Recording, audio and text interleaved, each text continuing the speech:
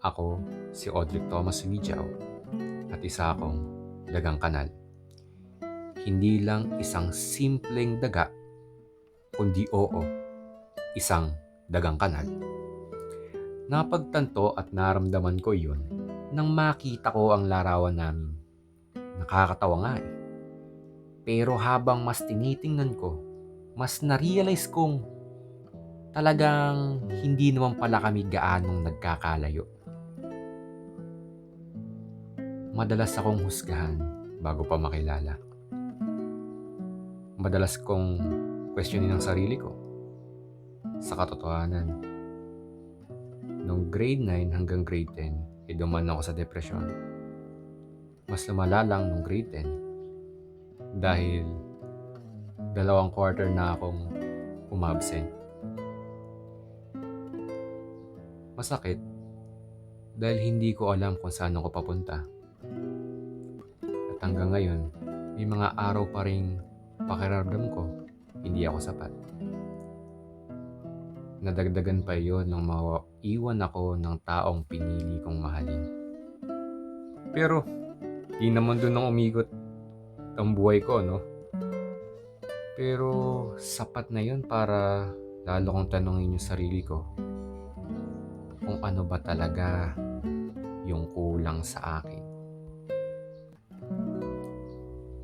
Tulad ng dagang kanal, natuto akong mabuhay sa mga sitwasyong hindi komportable. Bilang campus journalist, leader at estudyante, kailangan kong umangkop sa iba't ibang tao at responsibilidad. Pero hindi ibig sabihin nun ay maayos na agad ako. Minsan mayabang ako kapag gusto kong patunayan ang sarili ko.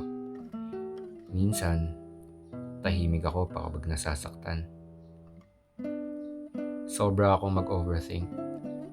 At kaya kong gawing thesis ang simpleng problema.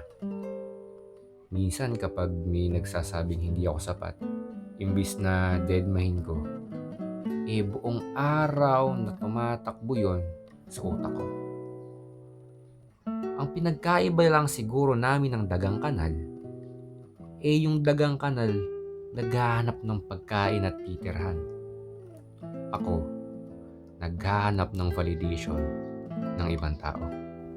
Sa kabila ng lahat, naging editor-in-chief ako ng The Mayumo. Pero hindi pa rin nawala ang mga insecurities ko, ang mga pag-aalinlangan. Dala-dala ko pa rin ang mga iyon. At yun siguro ang pinakamalaking irony sa buhay ko, na kaya kong mamuno ng isang publikasyon.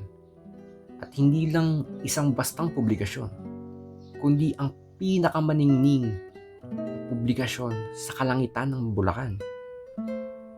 Pero, hirap pa rin akong pamunuan ang sarili kong isip.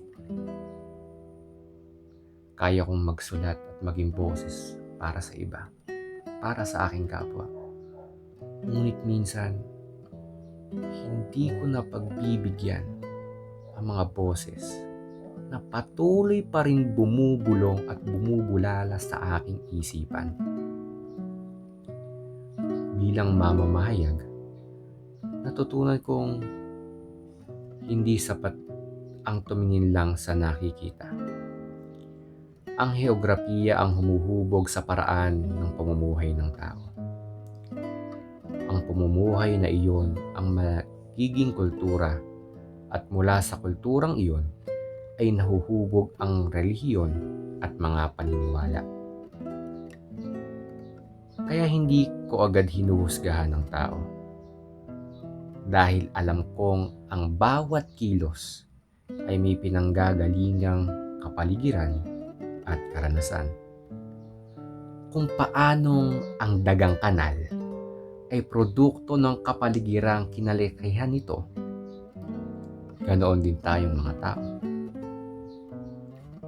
Sa huli, wala namang nagbago sa akin matapos gawin ang gawain ito. Hindi naman ako naging mas mabait, mas positibo, o biglang nawala ang lahat ng insecurities ko. Mas naging malinaw lang sa akin kung bakit ganito ako. At sa totoo lang, hanip, dagang kanal nga talaga ako. Hindi dahil marami ako, kundi dahil pareho kaming hinubog ng aming kapaligiran, natutong mabuhay sa gulo at patuloy na umaangkop kahit hindi pabor sa amin ng mundo. Marami pa akong kailangang malaman tungkol sa sarili ko, sa ibang tao, at sa Diyos. Pero bago ko maintindihan ng iba, kailangan ko munang tanggapin kung sino talaga ako. Kahit mukhang dagang kanal pa, minsan. Ako si Audric Thomas Vijaw, isang dagang kanal.